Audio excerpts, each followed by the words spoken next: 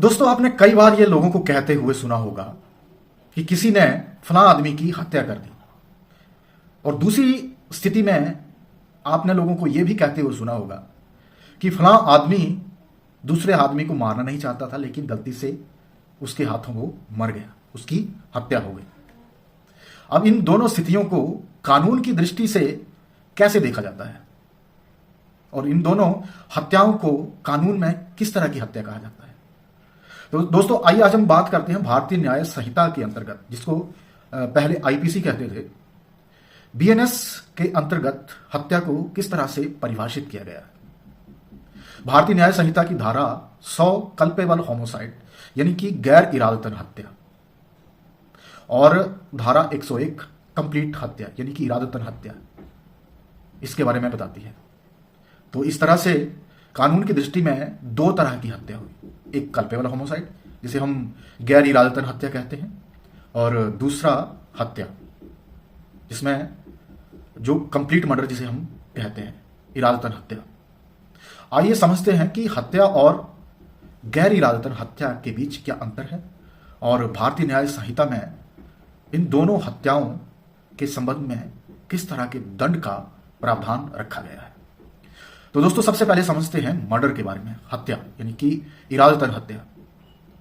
इरादतन हत्या यानी मर्डर उसे कहते हैं जहां पर हत्या करने वाला जो है बिल्कुल स्पष्ट होता है कि मैंने किसी की हत्या करनी है, उसका मोटिव जो है वो क्लियर होता है, कारण जो है वो क्लियर होता है, उसको पूरा नॉलेज होता है कि जिस हथियार को वो यूज करेगा सामने वाले की मृत्यु जो है वो 100% होनी ही है।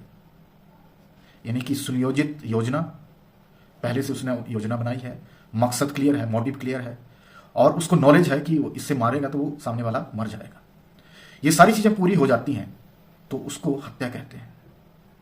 जैसे कोई किसी का मर्डर करना चाहता है क्योंकि किसी ने उसको नुकसान पहुंचाया है या कुछ ऐसी चीज करी है जिससे उसको गुस्सा आ गया है या उसने सोच लिया है कि उसको मारना ही है, तो वो पूरी प्लानिंग करेगा और वो हथियार चुनेगा जिससे वो मारेगा। जैसे कोई गन उठा ली, किसी को पिस्टल का चयन कर लिया या तलवार का चयन कर लिया और सामने वाले की रैकी करी कि कब निकलता है, कब जाता है, कब समय मिलेगा उसको मारने का।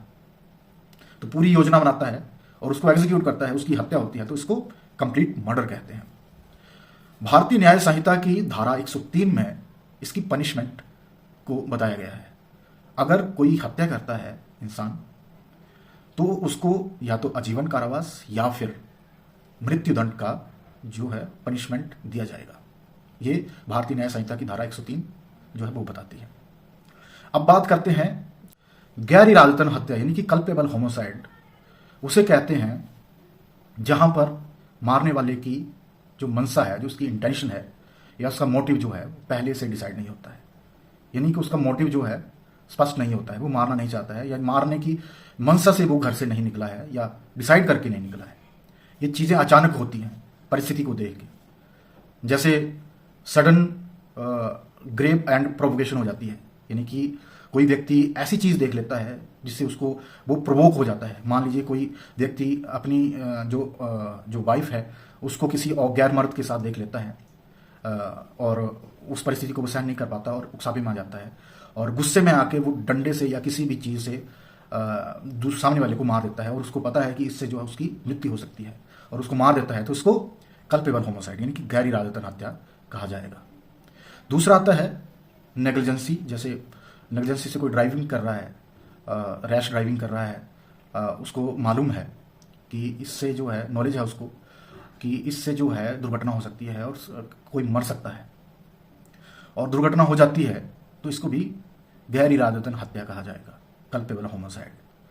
तीसरा आता है अगर कोई पब्लिक सर्वेंट ड्यूटी के दौरान किसी चोर को पकड़ते हुए वो किसी चोर को पाँव में गोली मारना चाहता है और लग उसको सर पर जाती है और मर जाता है, तो इसको भी कल्पेबल होमोसाइड कहा जाएगा, क्योंकि उसका जो इरादा जो था उसको मारना नहीं था, लेकिन परिस्थितियां ऐसी बनती है कि वो मर जाता है। आगे आता है सेल्फ डिफेंस, प्राइवेट डिफेंस। यानी कि अगर कोई व्यक्ति अपने को बचाने के लिए किसी को मार देता है या फोर्स यूज करके सामने वाले को मार देता है, तो इसको भी कल्पेबल होमोसाइड यानी कि गैर इरादतन हत्या की श्रेणी में रखा जाएगा, जो भारतीय न्याय संहिता के मर्डर के अपवाद में एक अपवाद ये भी है। इसके बाद आता है जो कंसेंट डेथ, यानी कि कोई व्यक्ति अपनी इच्छा जाहिर करता है, मतलब किसी को हत्या के लिए बताता है कि इच्छित हत्या चाहता है, यानी कि वो चाहता है कि कोई मेरी हत्या कर दे और इजाज़त देता है और वो वैसे ही उसकी हत्या कर देता है, तो ये भी जो मर्डर का अपवाद है, यानी कि गैर इरादतन हत्या जिसे कहते हैं, वो उसकी श्रेणी में आता है। जैसे कोई व्यक्ति किसी गंभीर बीमारी से ग्रसित है, गंभीर बीमारी से ग्रसित होने के कारण वो सामने वाले को, किसी परिवार के सदस्य को या दोस्त को ये कहता है कि मुझसे पीड़ा जो सहन नहीं हो रही है और मेरी हत्या कर दो, और वो वैसा कर देता है, तो इसको भी कल्पेबल होमोसाइड यानी कि गैर इरादतन हत्या की श्रेणी में रखा जाएगा।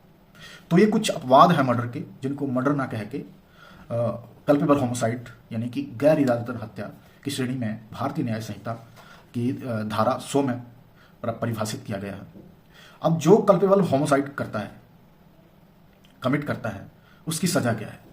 तो भारतीय न्याय संहिता की धारा 105 कल्पेबल होमोसाइड की पनिशमेंट को परिभाषित करती है या बताती है। अगर कोई व्यक्ति कल्पेबल होमोसाइड करता है तो उसको 10 साल तक की सजा या फिर आजीवन कारावास, लाइफ इम्प्रिजनमेंट का जो है सेंटेंस सुनाया जाएगा, दिया जाएगा। तो दोस्तों, काफ़ी लोगों की ये गलतफहमी रहती है, लोगों को जानकारी नहीं होती है और वो सारी चीज़ों को एक हत्या की दृष्टि से देखते हैं।